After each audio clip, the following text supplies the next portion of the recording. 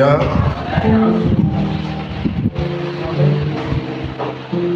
Gloire à Dieu. Veuillez vous asseoir.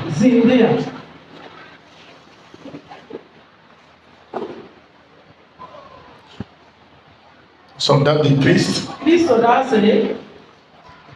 je bénis le Dieu Tout-Puissant, celui qui ne cesse de faire du bien au milieu de son peuple. À chaque fois qu'on se réunit ici, il nous montre qu'il nous aime et qu'il est avec nous. Vraiment, ce matin, je le loue et je glorifie son nom. Alléluia. Ce matin, nous allons rentrer dans l'enseignement. Aujourd'hui, plusieurs chrétiens sont mélangés. Plusieurs chrétiens ne se retrouvent plus à cause de ce qui se passe dans le monde entier. Alléluia. Amen. Alléluia. Amen. Il y a des serviteurs de Dieu qui viennent avec leur doctrine, qui viennent avec leurs enseignements. Maintenant, le chrétien ne sait plus quel type d'enseignement s'attacher. Le chrétien ne sait plus quel serviteur de Dieu qui dit la vérité. Ce que la Bible nous conseille est qu'à chaque fois qu'on est devant un enseignant, après l'enseignement, Dieu invite l'enseigné à aller dans la parole de Dieu, à vérifier si ce qui lui a été enseigné est biblique ou pas. Amen. Amen. Amen. Amen. Donc, compte tenu de cette confusion totale, ce matin, je veux apporter encore plus de lumière. Amen. Ce matin, nous allons parler du chrétien et l'alcool. Le chrétien et l'alcool. Voilà le thème de ce matin. Cette église est appelée Église des éclairés de Christ. Il faut que tu sois bien éclairé. Et plusieurs chrétiens posent la question à savoir si aujourd'hui, en tant que chrétien, est-ce qu'il m'est permis de consommer de l'alcool? Un chrétien peut-il boire du vin ou de l'alcool? Alléluia. C'est à cette question nous allons répondre ce matin. Dis-moi bien Amen. Dis-moi bien Amen. Dans le livre de Genèse 9, versets 20 à 21, Genèse 20 à 21, la Bible nous dit quelque chose. Que après le déluge, non. La Bible nous dit que après le déluge, que Noé planta la vigne et il a fait le vin et il l'a bu. Noé, après le déluge, dans la Bible, est la première personne qui a consommé du vin. Amen. La Bible dit il a bu et s'enivra. Amen. Nous allons lire Genèse 9, le verset 20 à 21. Noé commença à cultiver la terre et planta de la vigne. Il but du vin. Ça, c'est la première chose. Noé but du vin et s'enivra. Et il se découvrit au milieu de sa tente. C'est trois choses. C'est Noé qui est le premier être humain à fabriquer du vin. Après le déluge, où est-ce qu'il a pris? Peut-être à son époque. Alléluia. Peut-être à son époque, avant le déluge, Noé a appris à faire du vin. Donc après le déluge, Noé planta la vigne. Il a commencé à cultiver la terre. Et il but du vin. Et la Bible dit, s'enivra.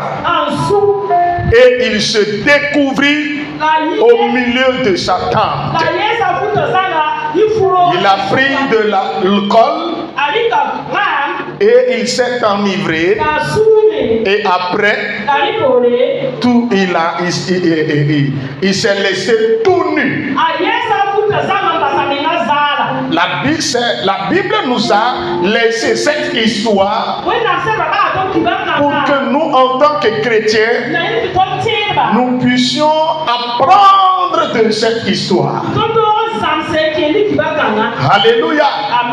Lorsqu'il a fait cela, Noé était devenu tout nu à cause de l'alcool, à cause du vin. Maintenant, la question est de savoir, est-ce que Dieu condamne complètement la consommation de l'alcool ou bien du vin? Non. Vous ne verrez nulle part dans la Bible où il est interdit formellement à un chrétien de ne pas consommer l'alcool ou bien du vin. Mais Dieu, la Bible condamne l'excès de la consommation du vin ou bien de l'alcool. Alléluia. Amen. Quand vous prenez Proverbe 20 verset 1, la Bible dit, le vin est moqueur, les boissons fortes sont tumultueuses. Quiconque en fait l'excès n'est pas sage. Donc ce verset ne condamne pas la consommation, mais ça condamne l'excès qui amène à l'état d'ivresse. Si tu consommes de l'alcool, un jour tu deviendras dépendant de l'alcool. Et si tu ne bois pas de l'alcool, tu ne serais pas à l'aise. Et chaque jour, tu seras à mesure de boire de l'alcool. Et ça peut t'amener à être saoulé.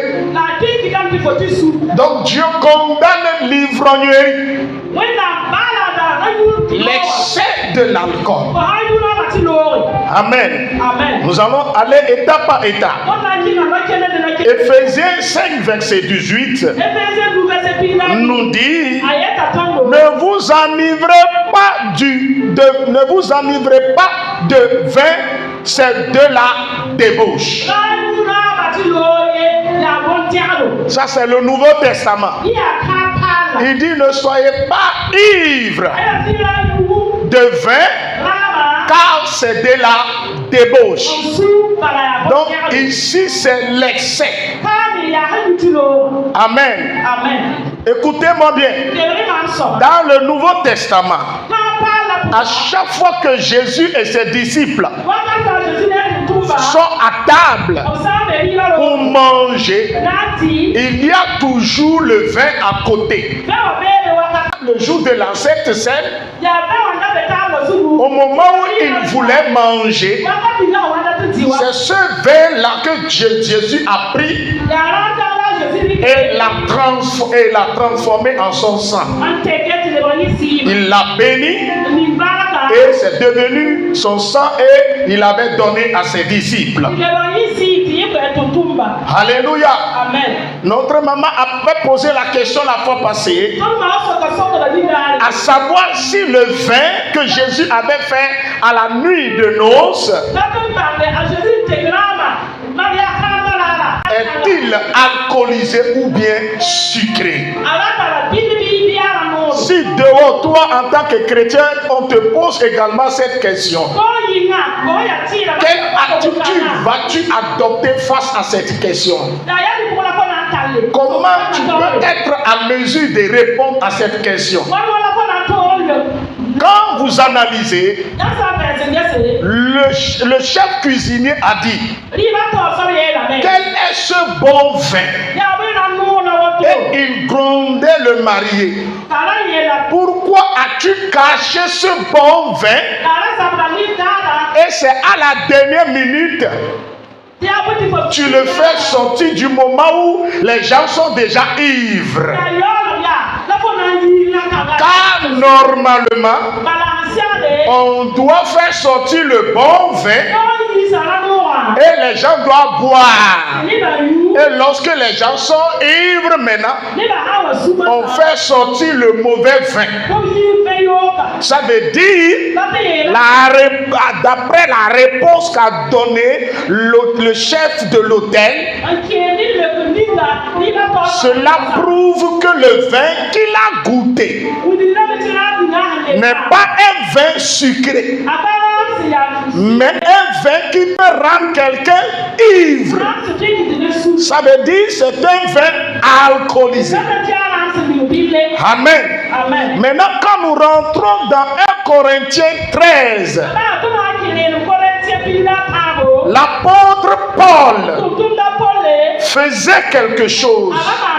Il disait, il condamnait l'Église par rapport à quelque chose. Après le baptême du Saint-Esprit, vous savez qu'au début, les apôtres ne comprenaient pas toute la doctrine que Jésus les avait amenée. Vous devez comprendre même lorsque Jésus leur disait que le Fils de l'homme sera pris et mis à mort. Et le 3e jour, il sera ressuscité. Les apôtres ne savaient même pas qu'il parlait de sa mort. Et lorsque Jésus est mort, ils ne savaient pas que Jésus peut mourir. C'est pourquoi lorsqu'on leur a dit Jésus est ressuscité, ils n'ont pas cru. Donc au début de leur ministère, les apôtres avaient quelques manquements. Et ces apôtres ont commis certaines erreurs dans la Bible. Et ils ont laissé l'église. Et l'église s'est infiltrée par certains comportements juifs. Ce que vous devez comprendre ce matin, qu'au début, dans le livre des Actes des Apôtres, le lieu de rencontre des Juifs, ceux qui sont attachés au judaïsme, n'est pas différent du lieu de rencontre des nouveaux-nés, des gens qui ont accepté la doctrine de Jésus, ceux qui ont accepté Jésus, leur lieu de rencontre, eux tous là, se retrouvent dans la synagogue, se retrouvent au temple. Il y a les juifs et les chrétiens, eux tous se mélangeaient.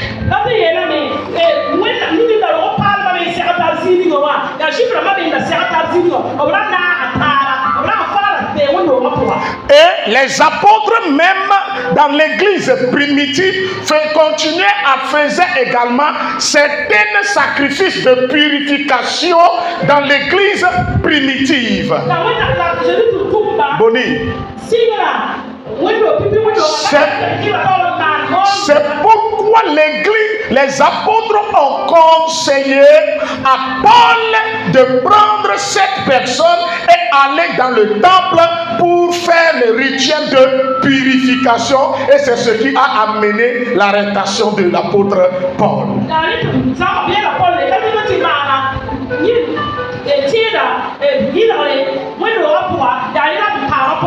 Cela a conduit Paul à la mort. Donc les apôtres ont posé des actes à cause de la non-maîtrise de la doctrine de Christ. Suivez-moi bien ce matin. L'église d'aujourd'hui cherche des miracles, mais refuse d'être enseignée.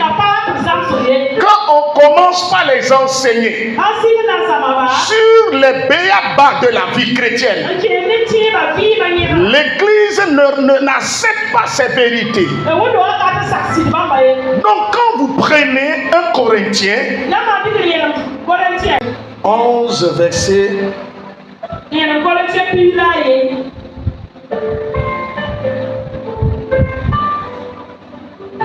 1 Corinthiens 11 à partir du verset 13, à partir du verset 17.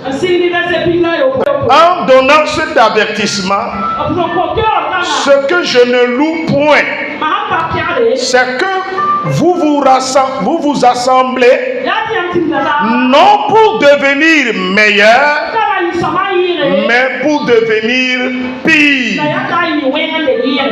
Vous voyez que l'église primitive, l'église à Corinthe, se réunit chaque dimanche, se rassemble quotidiennement, pas pour devenir meilleur, pas pour refléter Christ, mais il devient pire. C'est-à-dire qu'il n'y a plus de différence entre leur vie de débauche du passé et celle du présent. Et Paul dit, il ajoute, et d'abord, j'apprends que lorsque vous vous réunissez en assemblée, il y a parmi vous des divisions. Et je le crois en partie. Car il faut qu'il y ait aussi des sectes parmi vous, afin que ceux qui sont approuvés soient reconnus comme tels au milieu de vous.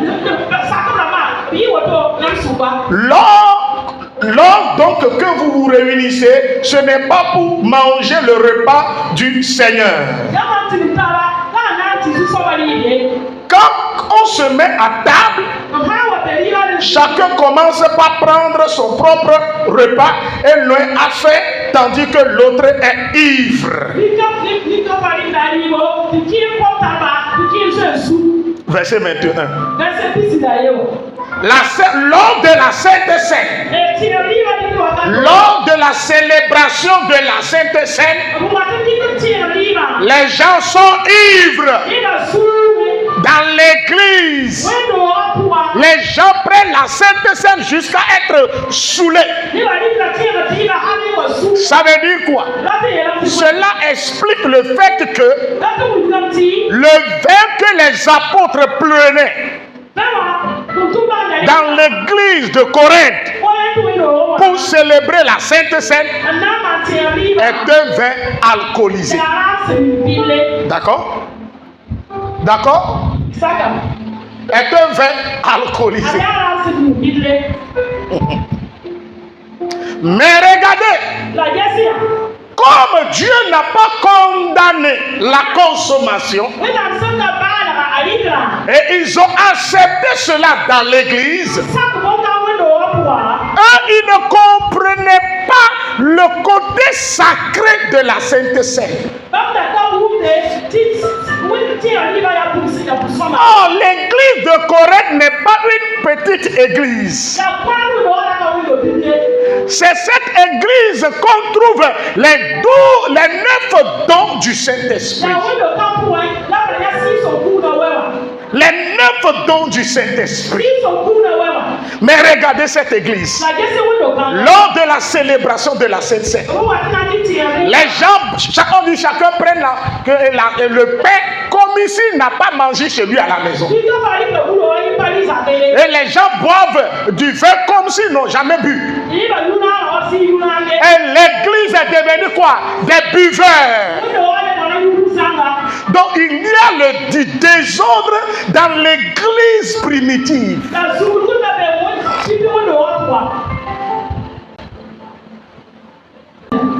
Vous voyez? Une église qui parle en langue, où les gens manifestent les 9 dons du Saint-Esprit.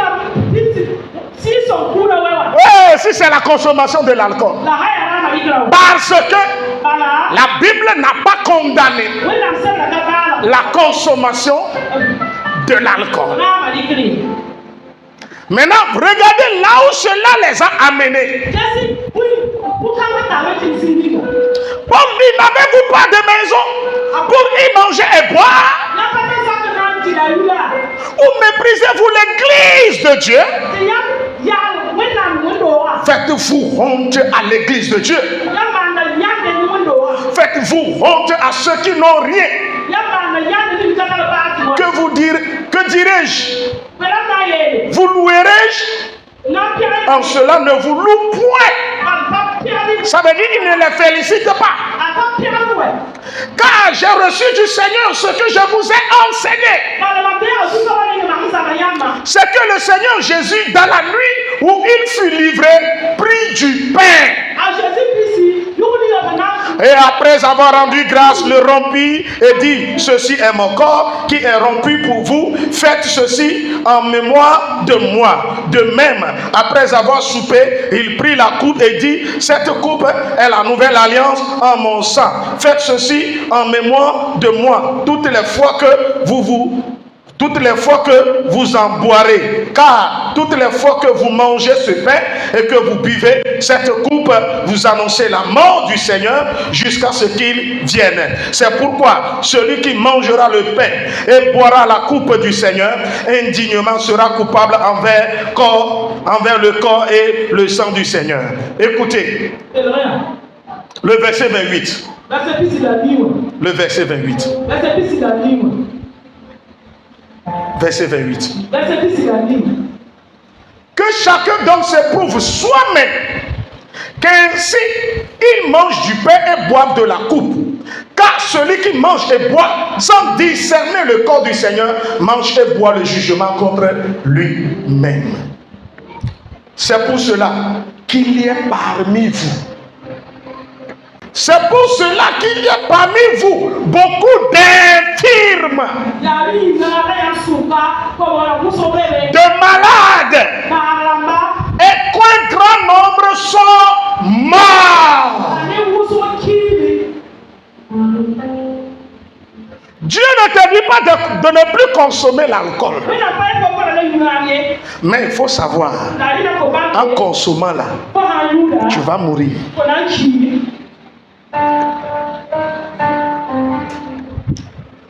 C'est pour cela certains parmi vous sont infirmes. Regarde ta vie aujourd'hui. Spirituellement, tu es paralysé.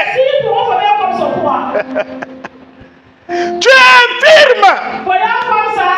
Est-ce que tu vois spirituellement? Est-ce que tu entends Dieu spirituellement? Est-ce que tu grandis spirituellement? Est-ce que tu manifestes les dons du Saint-Esprit? Tu te tues. Jésus ne va pas venir te dire de ne pas faire. Mais écoute, on va aller doucement. Il est parmi vous des infirmes, des malades, et qu'un grand nombre sont morts. Regarde ton prochain. On dit un grand nombre sont morts. Est-ce qu'ils sont, ce sont des païens? À cause de la consommation de l'alcool, ils sont morts.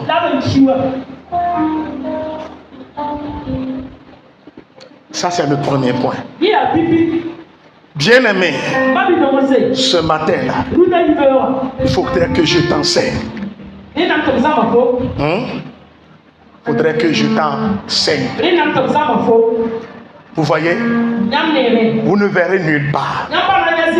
Dans la Bible, on a écrit, si tu bois du vin, tu bois de l'alcool, tu prends la bière, tu iras en enfer.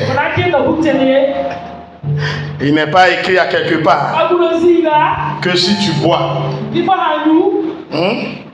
une bouteille de bière, que tu as péché. Tu ne verras pas quelque part.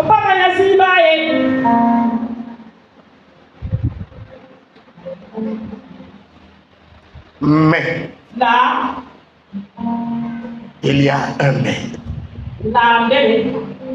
Tant bien que Dieu n'a pas condamné la consommation de l'alcool, Dieu n'a pas condamné la consommation de l'alcool, Dieu a interdit à une certaine catégorie d'individus. Dieu a interdit à une catégorie de personnes la consommation de l'alcool. Suivez bien. Dieu a interdit à une catégorie de personnes la consommation de l'alcool.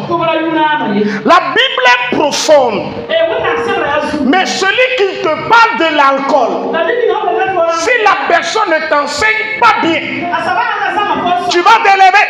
Non, il est écrit que Dieu ne condamne pas l'alcool. Mais c'est l'excès qu'il condamne. Non, maintenant, je suis chrétien. Je peux aller prendre la bière. Ce n'est pas un péché. Tu vas sortir, tu vas dire, papa même a dit ça tout à l'heure. Ok. Mais tu vas te voir si tu fais partie de cette catégorie de personnes. Amen. Dis-moi bien Amen. Quelles sont ces catégories de personnes? Des personnes à qui Dieu veut confier une mission particulière. Des personnes que Dieu a consacrées et qui les a mis à part. L'Église est le regroupement des saints. Des personnes mises à part. Des personnes qui sont consacrées pour Dieu. Pour servir Dieu. Amen. Oh, amen. Des gens à qui Dieu veut confier une mission spécifique.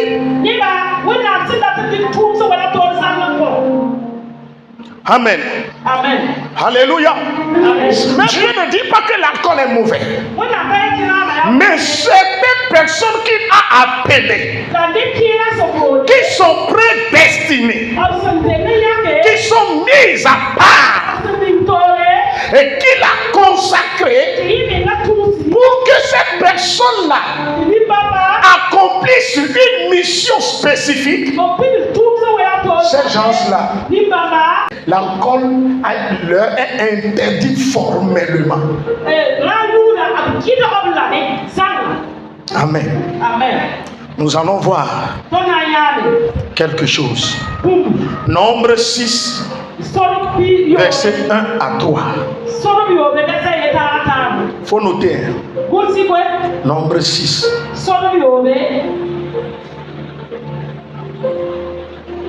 1 à 3. L'Éternel parla à Moïse et dit: parle aux enfants d'Israël. Tu leur diras, lorsqu'un homme ou une femme se séparera des autres en faisant vœu de Nazaréa, en faisant vœu de Naziréa, pour se consacrer à l'Éternel, il s'abstiendra de vin et de boissons énivrantes. Il ne boira ni vinaigre fait avec du vin, ni vinaigre fait avec une boisson enivrante. Il ne boira d'aucune liqueur tirée des raisins, et il ne mangera point de raisins frais ni de raisins secs.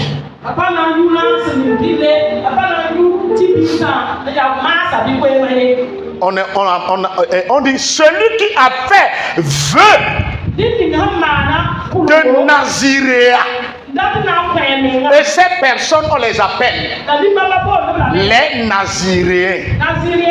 Samson est un Naziréen de naissance. Jean-Baptiste est un Naziréen de naissance.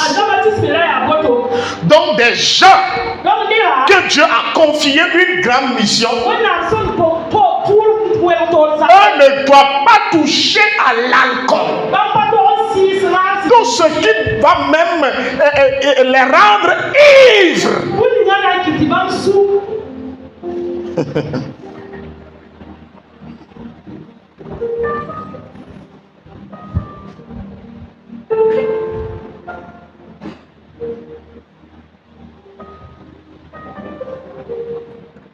Vous voyez le degré, le niveau de leur pureté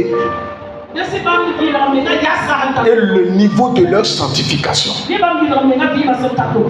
Parce que chaque jour, ces gens-là doivent être dans la présence de Dieu. Maintenant, ceux qui doivent être dans la présence de Dieu quotidiennement, mais regarde ce que Dieu leur dit. Amen. Amen. Amen. Amen. Maintenant, nous, en tant qu'enfants de Dieu, Dieu dit, nous sommes le temple de Dieu. Et Dieu habite en nous.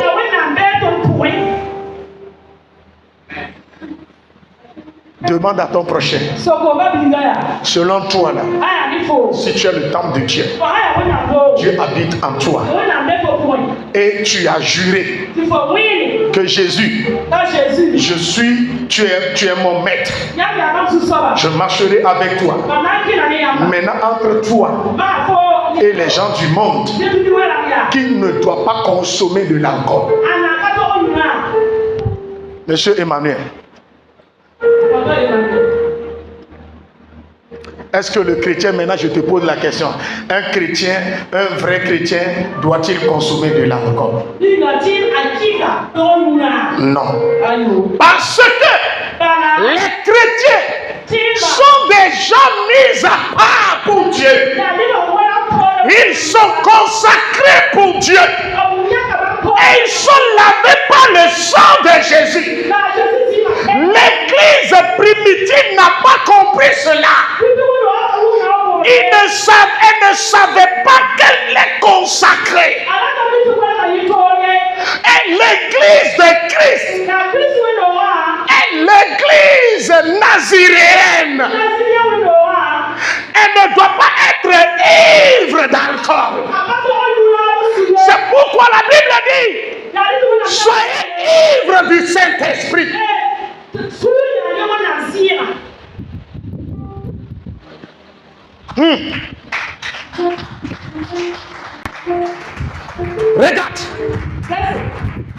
Regarde.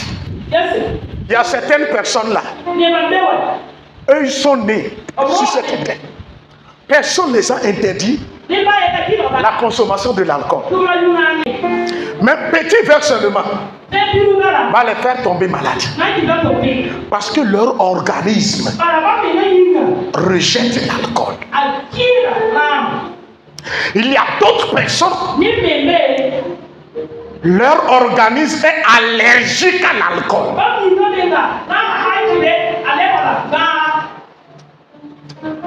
C'est pourquoi vous allez voir les pilotes.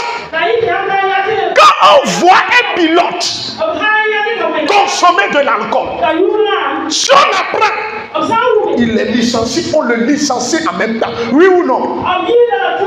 Oui ou non, ma? Imaginez un conducteur de taxi, un chauffeur qui ne fait que consommer de l'alcool. Mais quoi? Mais quoi? Mais la vie des passagers en danger. C'est Tunazi Maselo, son excellence, le papa Maselo. Il dit qu'il a pris l'avion et Air Hôtesse lui donne l'alcool, le champagne. Il dit il ne veut pas. Elle insiste. Et maintenant, il se tourne vers elle, l'hôtesse là. Il dit à la fille là, comme tu m'insistes, tu insistes, va donner au pilote. Elle dit, tu veux que nous mourions? Si tu veux pas que moi aussi je meure et que je tue des âmes là, n'insiste pas.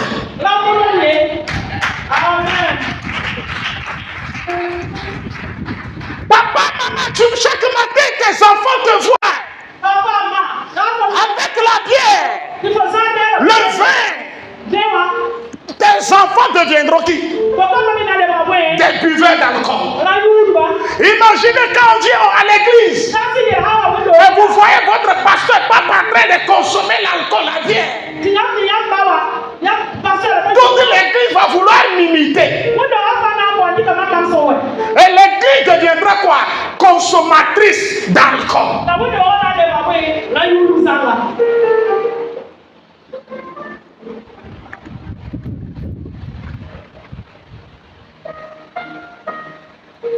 Il y a des gens appelés les Naziréens. Tu as une fois entendu ça?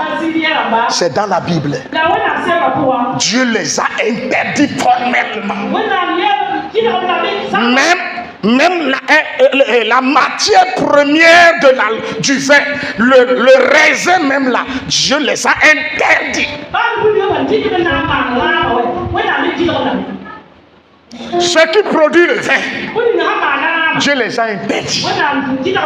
Maintenant, toi là, comment toi tu veux marcher avec Dieu? Quel est le degré de ta consécration?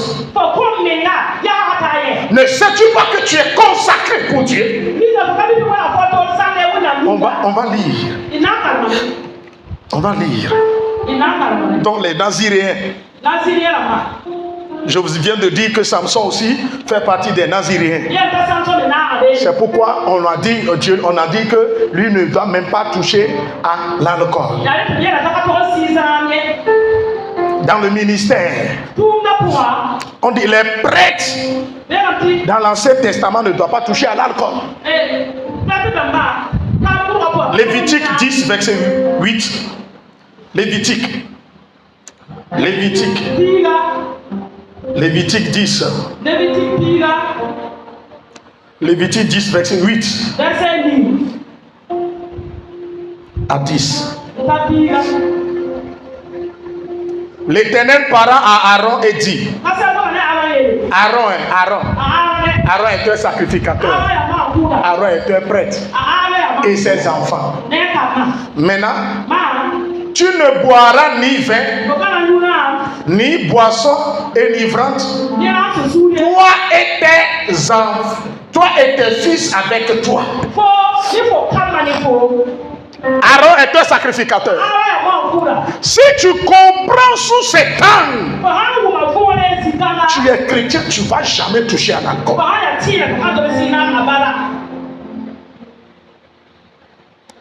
Aaron est un sacrificateur.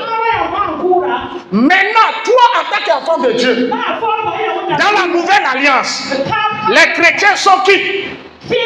Si Dieu a interdit la consommation de l'alcool au sacrificateur, Aaron et ses fils, maintenant sous la nouvelle alliance, qui sommes-nous en tant que chrétiens? Apocalypse 1, verset 6.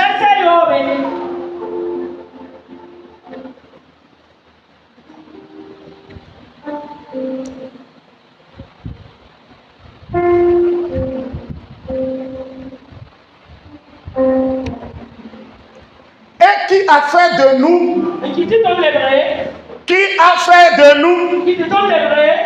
un royaume, des sacrificateurs pour Dieu, pour son Père. Jésus a fait de nous un royaume des sacrificateurs. Pour qui? Si pour son Père. Si Aaron et ses enfants, qui sont des sacrificateurs, ne doivent pas consommer de l'alcool, parce qu'ils sont des prêtres. Nous les chrétiens, Jésus a fait de nous des sacrificateurs pour Dieu. Alléluia. Il a fait de nous des sacrificateurs. Donc toi aussi, à l'image d'Aaron, tu es sacrificateur. Donc les sacrificateurs ne doivent pas toucher à l'alcool. Aaron, le grand sacrificateur, lui et ses enfants, toi et ta maison, vous ne devez pas toucher à l'alcool.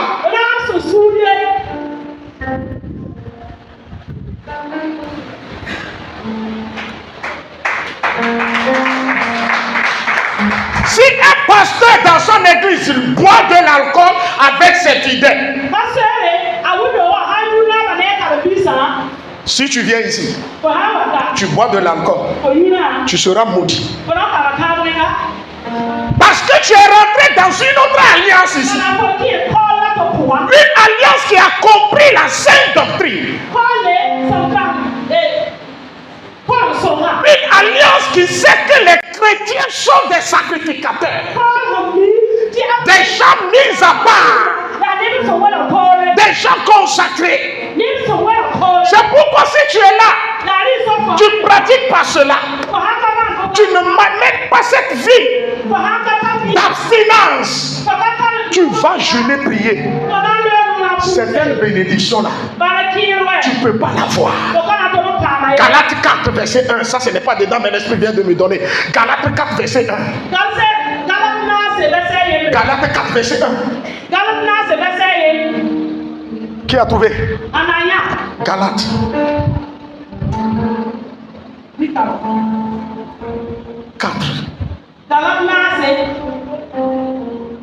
Verset 1.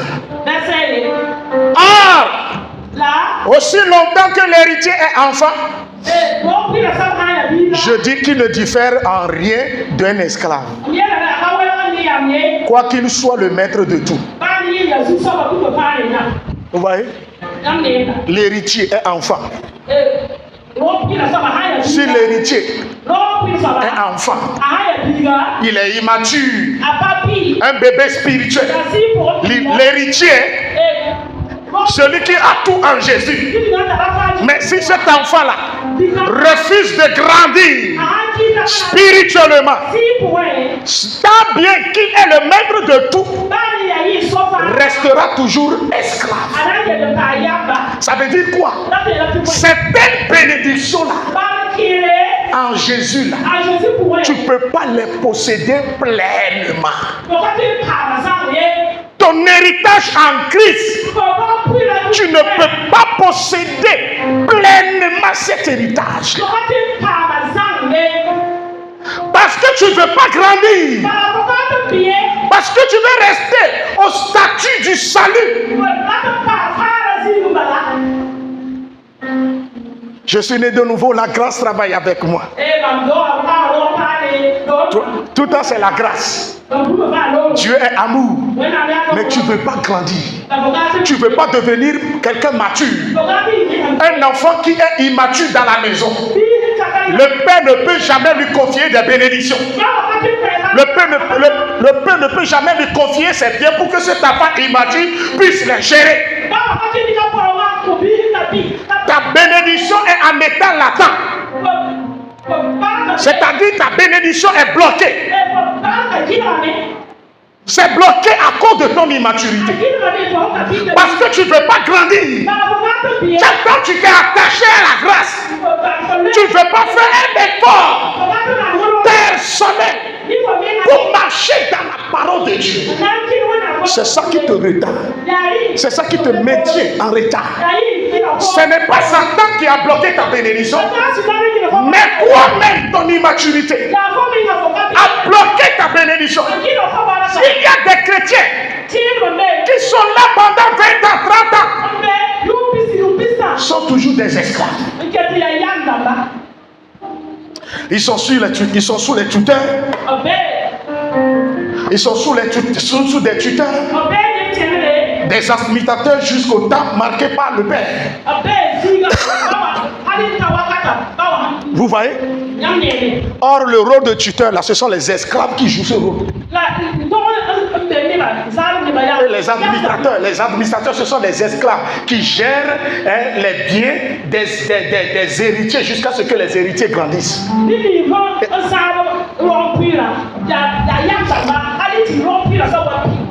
Ta bénédiction est là. Alléluia. Amen.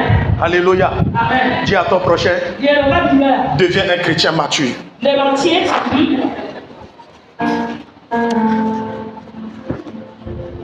Dis-lui, grandis dans la foi. Fais tout pour grandir dans la foi. À chaque fois que tu prends la bière, il faut se dire, je suis un sacrificateur. Car Jésus a fait de moi royaume des sacrificateurs.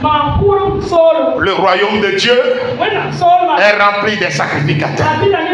Aaron n'est plus le seul sacrificateur. Nous tous ici, nous sommes tous appelés à servir le Seigneur. Nous sommes tous des sacrificateurs. Donc si Aaron ne doit pas toucher à l'alcool ni au raisin,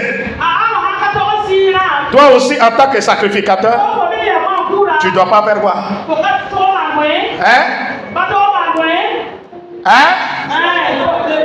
C'est ce que Timothée a compris.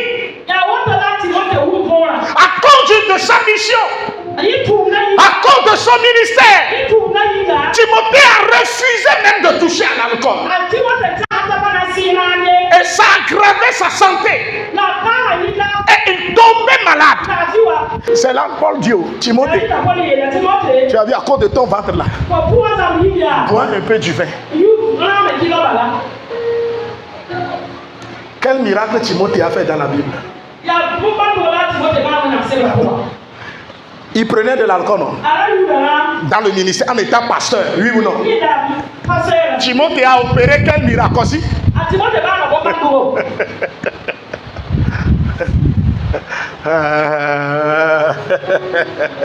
Quelle dimension veux-tu marcher avec Dieu? Alléluia. Alléluia. Écoutez. Écoutez.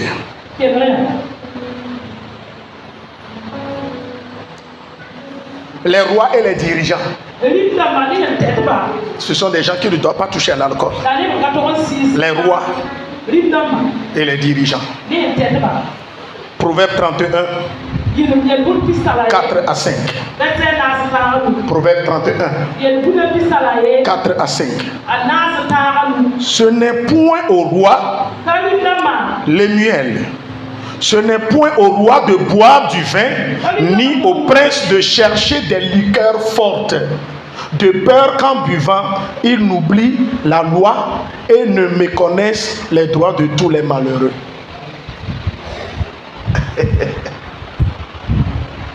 Les rois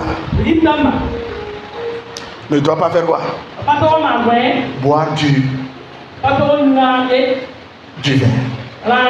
ni aux liqueurs fortes. Ne doit même aller à la recherche des liqueurs fortes.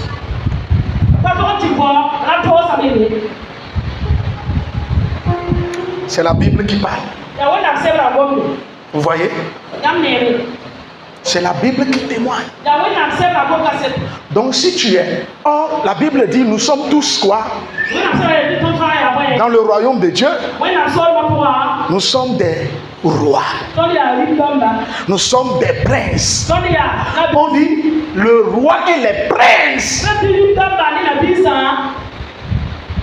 Jésus est le roi des rois. Et nous sommes des princes et des princesses. Donc tu ne dois pas toucher.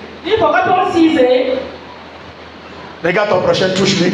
Regarde ton prochain et puis touche-le, dis-lui. Tu ne dois pas toucher au vin et à l'alcool.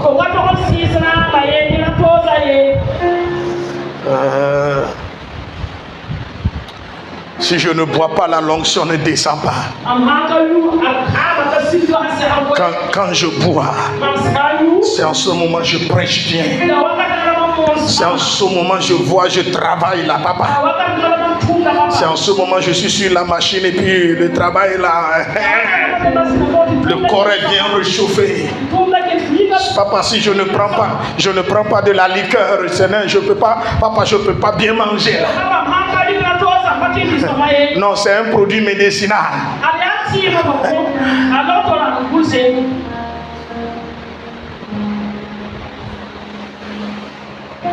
Non, madame. Yolande. Yo. Ah, tu as entendu, non?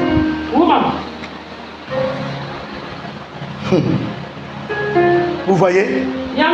Quand vous prenez Jean-Baptiste, dans Luc 1, verset 15, pour préparer le chemin pour Jésus, Dieu n'a pas choisi tout le monde. Dieu a choisi une personne qui est capable de respecter ses principes. Il y avait des gens en Israël qui peuvent préparer le chemin pour le fils. Mais c'est Jean-Baptiste qui a été choisi. Mais qu'est-ce que Dieu a dit? Car l'enfant sera grand devant le Seigneur. Il ne boira ni vin, ni boisson forte. Et il sera rempli du Saint-Esprit. Si tu veux être grand en esprit, être totalement rempli, ne touche pas à l'alcool. Cherche à être rempli du Saint-Esprit.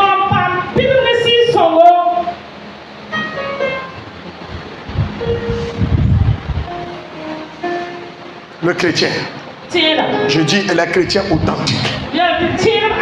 Je parle des chrétiens radicaux, des assoiffés, des amoureux de Jésus, des passionnés de Jésus. Ah, des gens qui veulent à tout instant de leur vie voir Jésus présent. Des gens qui veulent aller loin avec le Seigneur. Des gens qui ont transformé leur corps en instrument de justice, un instrument de combat comme Paul, Pierre. Leur ombre guérissait les malades. On prenait des mouchoirs pour toucher le corps de Paul pour imposer sur les malades. Les malades sont guéris.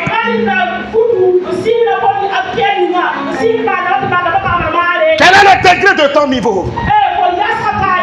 Le degré spirituel. Quelle est ta dimension de la marche avec le Seigneur? Es-tu ce chrétien qui est dans la masse, qui voit comme le commun des mortels? Es-tu dans le public? Ou bien es-tu cette femme qui a soif de toucher Jésus au milieu de la foule? Au milieu de la foule. Si tu veux toucher à Jésus au milieu de la foule, tu ne dois pas avoir la vision de tout le monde. Ta vision doit être différente de l'opinion. Là, quand tu enverras tes mains, tu saisiras Jésus. Une fausse le quittera et entrera en toi.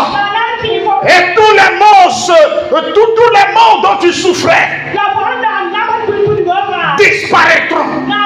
Tu seras délivré. Tu seras libéré. Alléluia. Imaginez, quelqu'un veut laisser l'alcool parce qu'il est conscient que l'alcool est en train de le détruire. L'alcool est en train de lui faire perdre de l'argent.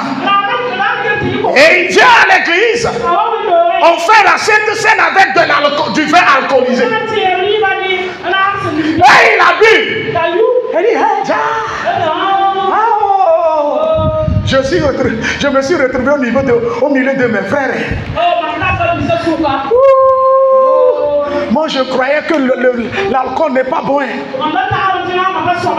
À l'église même là, on prenait de l'alcool.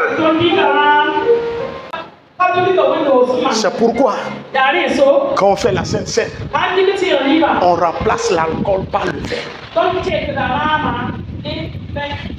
L'église évangélique a corrigé.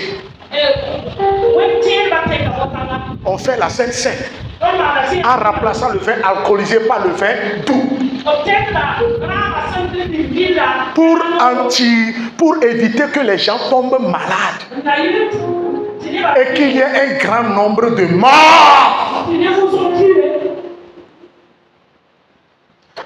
Qui veut mourir? Que la personne lève la main. Ouais, non? Maman, j'ai dit qui veut mourir, personne ne lève la main. Mais tu ne veux pas mourir. Mais tu poses des actes qui te conduisent à la mort. Répands-toi ce matin. Sois un chrétien différent. Dis-moi amen là. Sois un chrétien différent. Sois un chrétien différent. Chaque personne, Dieu noue une alliance avec lui. Alléluia. Amen. Alléluia. Amen. Alléluia. Amen. Alléluia. Amen.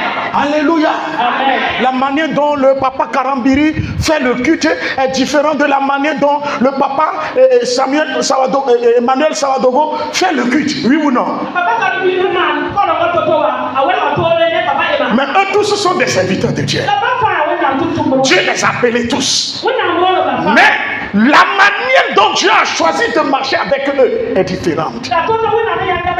Donc si tu veux être béni dans l'alliance que Dieu a nouée avec le papa Karambiri, ce qu'il t'enseigne, tu es appelé à respecter cela. Donc ce matin également, si tu veux que le Dieu que j'adore, qui est le Christ ressuscité, si tu veux être béni et voir sa puissance dans ta vie et celle de tes enfants, tu es appelé à s'abstenir de l'alcool.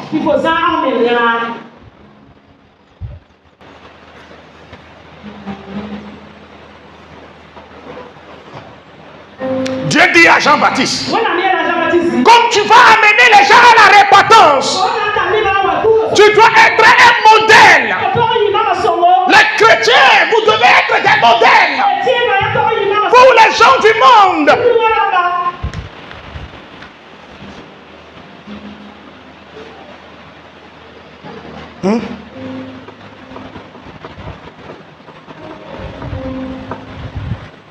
C'est mon fils, il ne vient plus.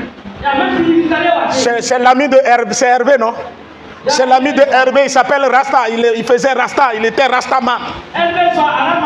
Et il faisait la musique. Dieu lui a parlé, il a laissé, il a rasé ses cheveux. Il a enlevé tout, ses cheveux. Et Dieu lui a dit, arrête l'alcool. Or, il était chrétien avant, un chrétien catholique, et au service, il buvait de l'alcool avec ses amis. Ils sautaient ensemble, ils faisaient des choses. Mais le jour où Dieu l'a transformé,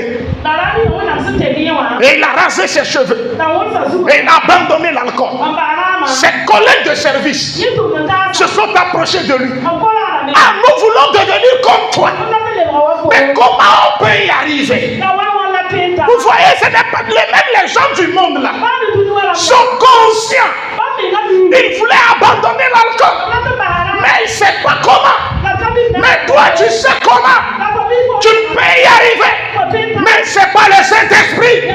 Il faut accepter Jésus, le vrai Jésus dans ta vie, et demande au Saint-Esprit, Esprit de Dieu, aide-moi à abandonner l'alcool, abandonner la vie d'ivresse. Tu vas voir un jour, tu vas te lever, abandonner l'alcool. Je vous avais dit, si ce consommateur de vin là, je suis premier. Mais Dieu m'a libéré. Si je sens l'odeur de l'alcool tout autour de moi, je tombe malade. Quand vous prenez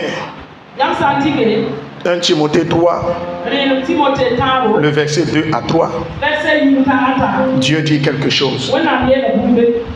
1 Timothée 3, verset 2 à 3. Et ici, ça concerne les responsables de l'église.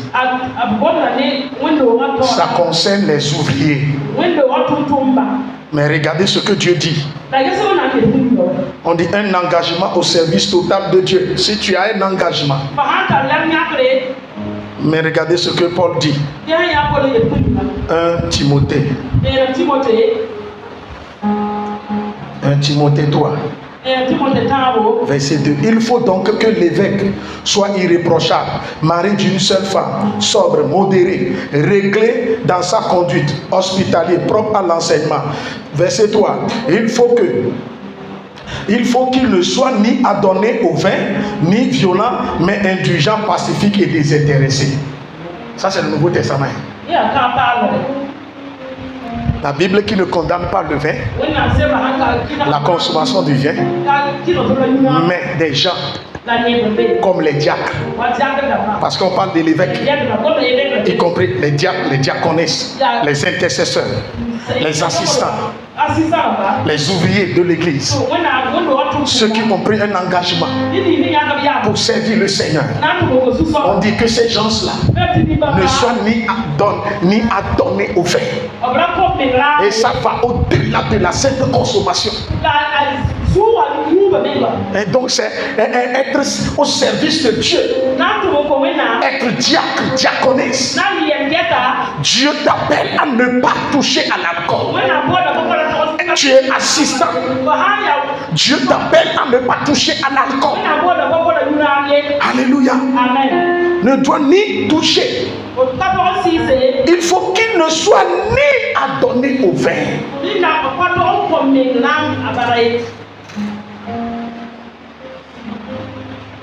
Donc, pour conclure, vous devez retenir qu'un chrétien n'est pas appelé, tant bien que la Bible ne condamne pas radicalement la consommation de l'alcool ni du vin.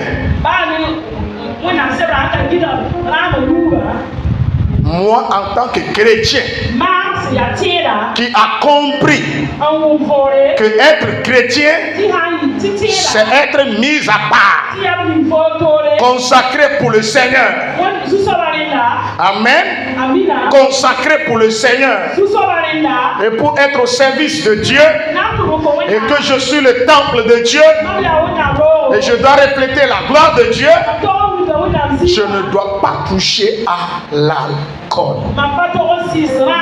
Je ne dois pas boire de l'alcool, car cela va me conduire dans ma séparation avec le Seigneur. Et ça va bloquer également certaines de tes bénédictions. Il y a certaines choses, certains niveaux spirituels, tu ne peux pas les atteindre. Tu peux jeûner, prier, Mais si tu consommes, il y a certaines dimensions spirituelles. Tu ne peux pas les atteindre. Que Dieu vous bénisse.